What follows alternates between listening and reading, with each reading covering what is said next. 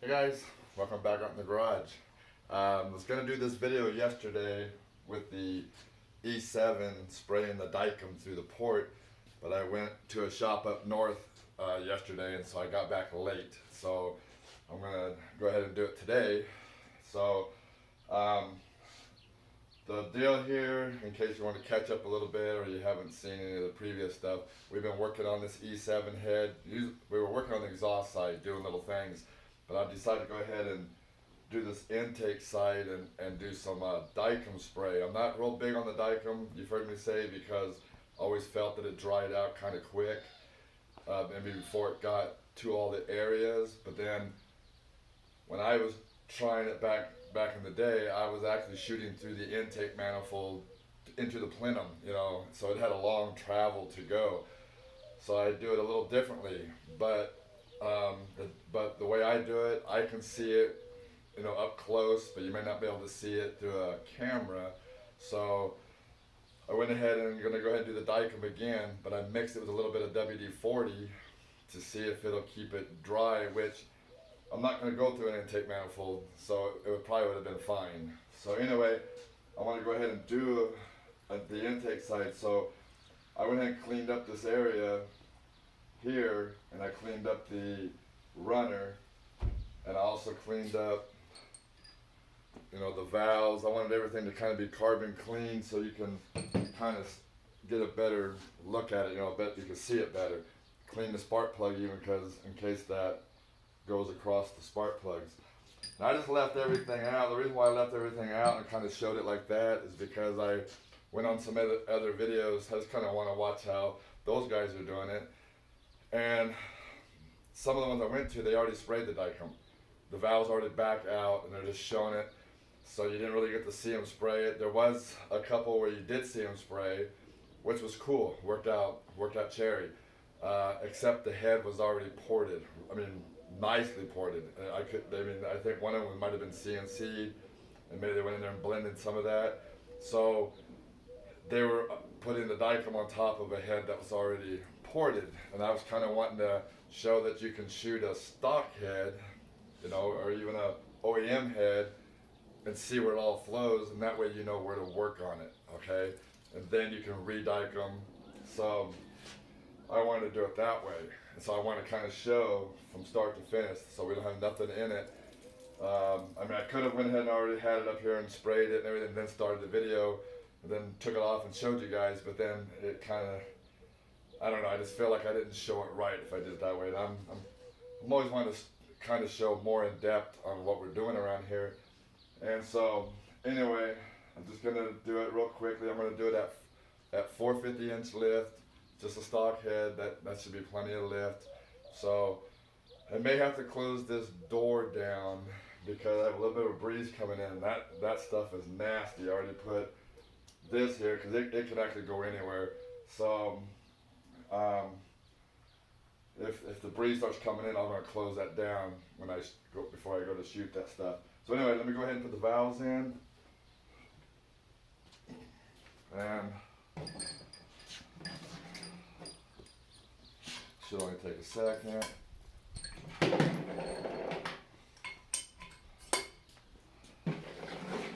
So yeah, so pretty cool deal.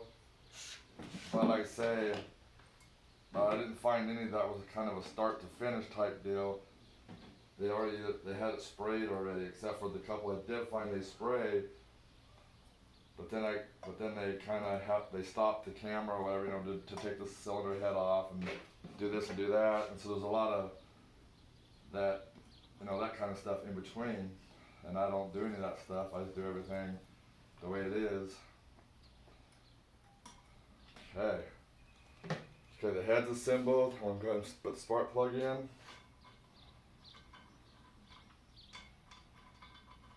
Maybe. Oh, I want it thread in.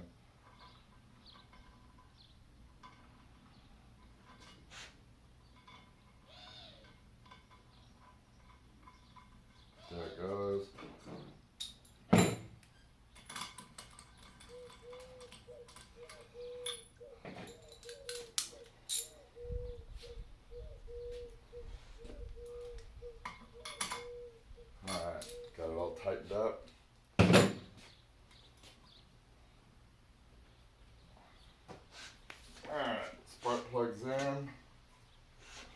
Here's the intake side clean. Let me think. Let's see. Gasket's already on. The head dowel's already on.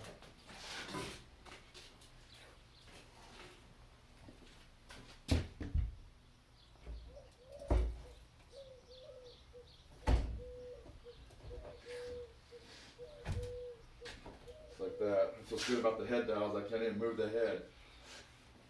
And I think everybody should use head dowels on their flow benching because it actually helps put this in the correct area. So, and most of them do, but I'm just saying they all should. Okay, let me go ahead and just ramp this down real quick.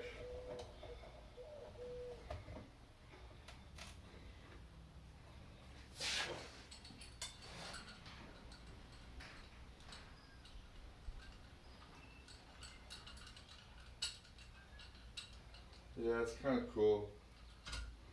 Oop, you have to open it that far.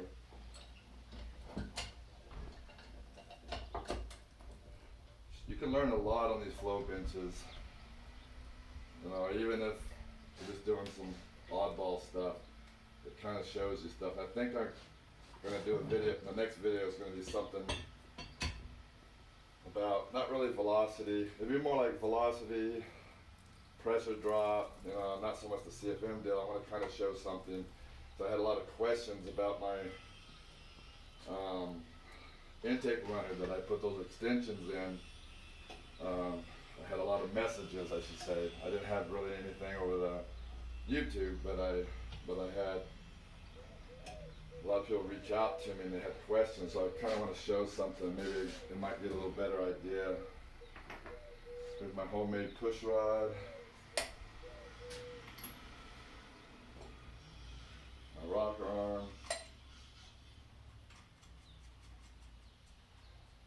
And that in.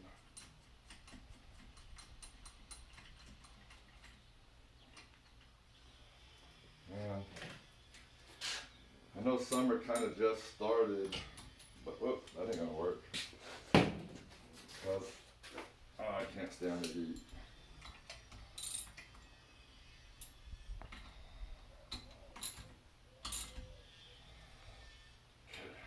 Push rod in, and the rocker arm is in. My little adjustable push rod is set. I just gotta put the gauge on real quick.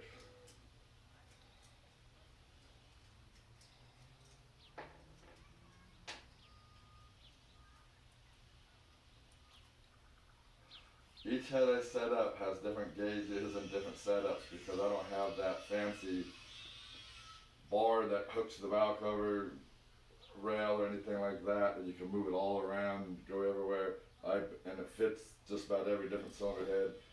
I actually got to do it different, you know, I just find a way to hook it each time with either magnetic base or bolt down base like this one. Just depends on where I can mount it.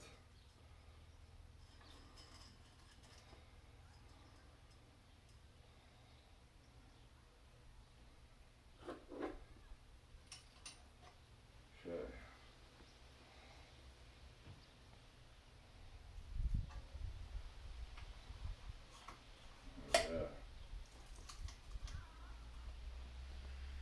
Okay, now let's put that on 0. Take that. Okay, let me kind of show this real quick. Alright, so this will be the intake port. It's real clean in there.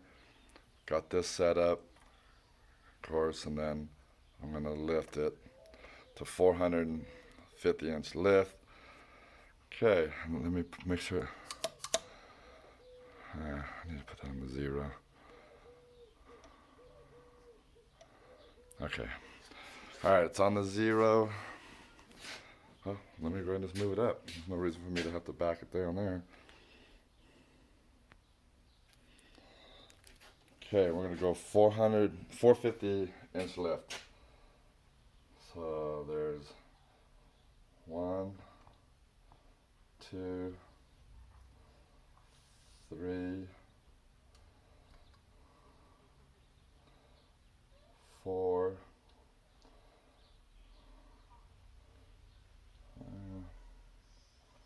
50.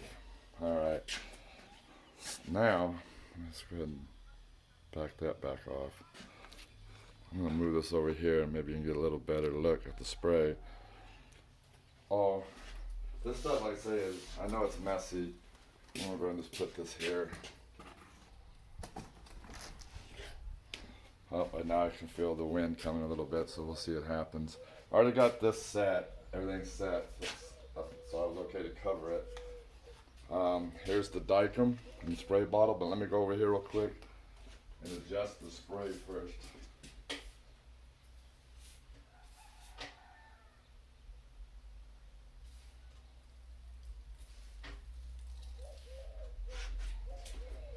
All right.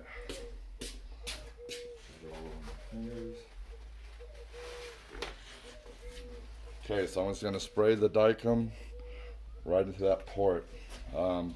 Let me go ahead and close this door. I know that I'll probably have a big wind right when this stuff's going to travel everywhere.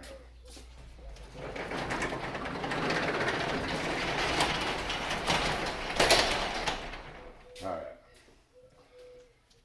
Okay. I want to kind of do like this. Okay, so here we go.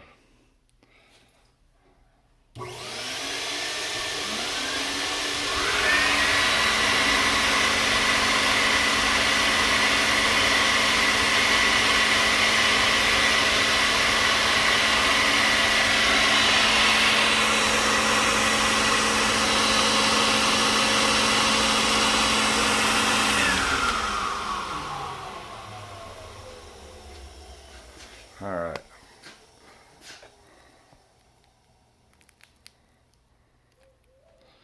Okay, open this back up.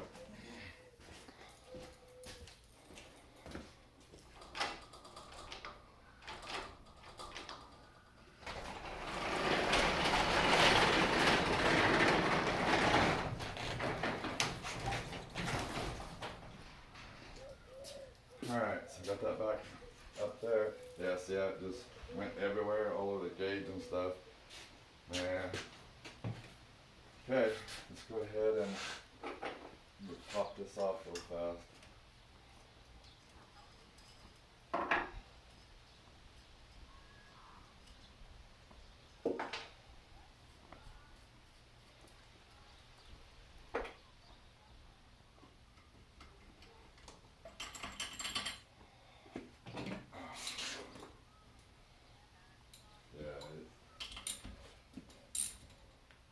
I think I need a different squirt bottle. Can't have a jet stream. I was trying to keep it not real wide, but it still went everywhere. I think that I should have got one of those dollar ones from like them dollar stores. I think they probably have a weaker spring to them. Or a spray, I should say, when you adjust it. Because that came out pretty heavy.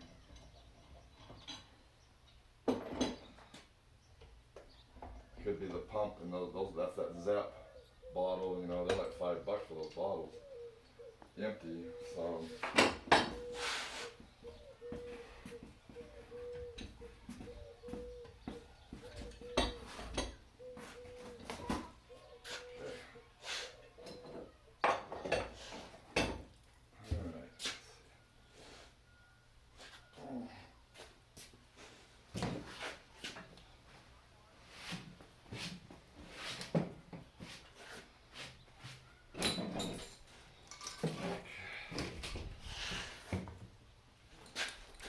Alright, let's see what we got. I'll try to see if I can hold the camera this way. Alright, let me get the flashlight.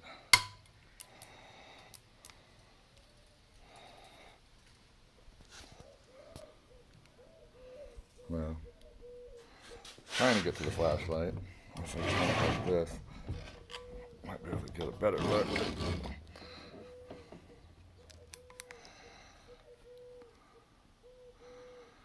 All right, so it looks like it came out of the intake valve, and look where it hit all across the combustion chamber there, and it did get the spark plug. Kind of missed one area of the spark plug right there. I don't know if I got a, no I don't. Thought maybe I had something I could point with. Not that ain't gonna work. Anyway, I thought I had something here. Yeah, it looks like it's going in the spark plug boss up there. And look at this, right on the chamber, on the flat spot of the deck. Interesting. Yeah, and it did start to splash onto the exhaust valve a little bit, and you can see it kind of was trying to spray across there, but it's heavy there. Oh.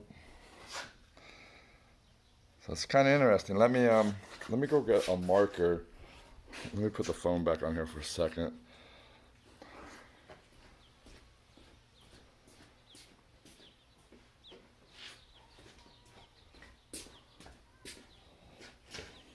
What I want to do is I'm going to put a mark right here so we know where how that valve was sitting. I'm going to take the valve out and see what it looks like, and then we'll be able to see in there. I might be able to, with the valve out, might be able to see what's going on there. Let me go ahead. Let me go ahead and rip this valve out real quick.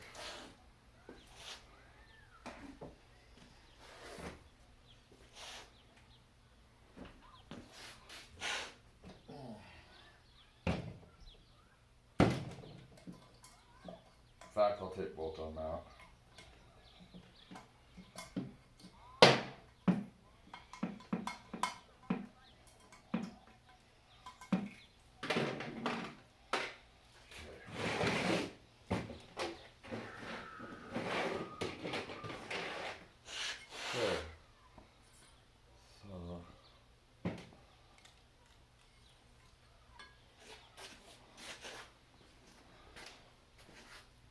Alright, there was our mark. So I got it right here straight up. It's on the stem. Oops, it's on the stem there, but not on the actual the head of the valve here. And there's not a, but if I turn it, then there it is. So let me see if I can get this back here and get a little better look at it. There we go, that's a little better. So it hit nowhere back here, but it hit the back of the stem. Didn't hit the front of the stem, but it hit the valve head.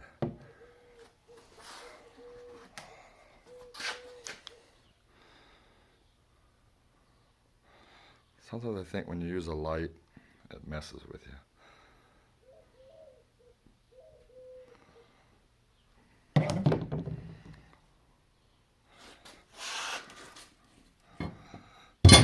Whoa, calm down. Oh yeah, the light did make a big difference. I can see better without it. There you go. Look at that. Wow. So there you go. That kind of gives you an idea, and the way it's not hitting here.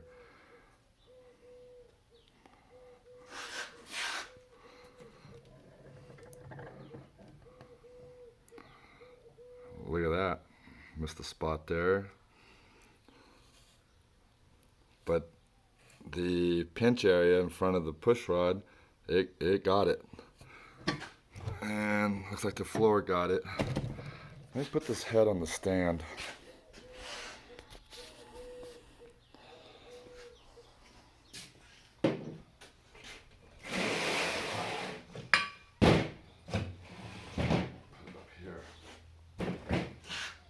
There we go.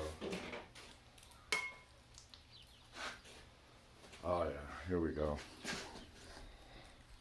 Sorry about all the camera movements, but This is really cool. Look, that looks kind of cool down in there. It's weird how it missed.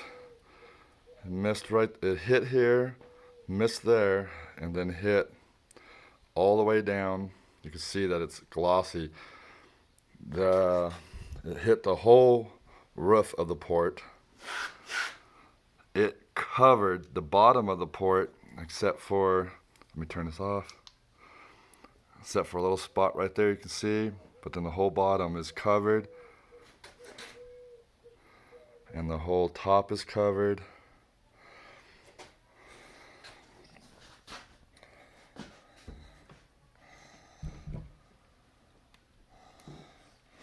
Got too much glare. Is this not some cool stuff? And this is how we find stuff on the flow bench. Oh, and I'll show you something else you might find interesting. When it goes into the, once it goes into the port of the runner and it comes out here, where does it go? To the cylinder. Look at that. Right there.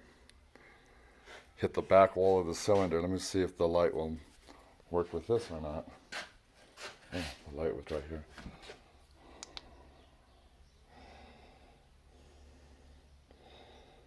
Look at that. Kind of funnel shaped. Wide on top and then it gets narrow.